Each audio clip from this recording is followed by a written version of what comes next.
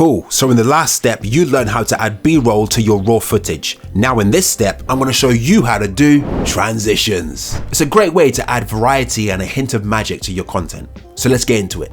So we're back on our timeline here, and if you notice, when you look at the main footage, there are these small markers in between the trims and cuts. And what we want to do is press 1 so we can see the different transition options. So then it takes you here, and as you can see, there is a lot to choose from. But when it comes to adding transitions on your main footage, my advice is don't overdo it. For example, if each cut is of just you speaking and you're only in one location, I wouldn't advise adding transitions here at all.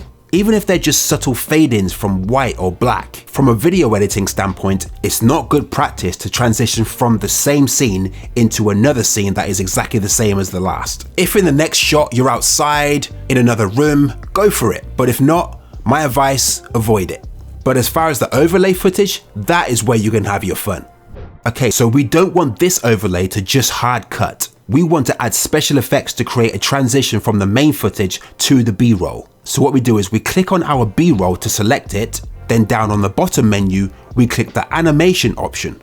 So in this case, we want it to animate into the scene, and it displays all of these transition presets that you can use. So let's select this one, this looks cool. And so it's added that effect onto it.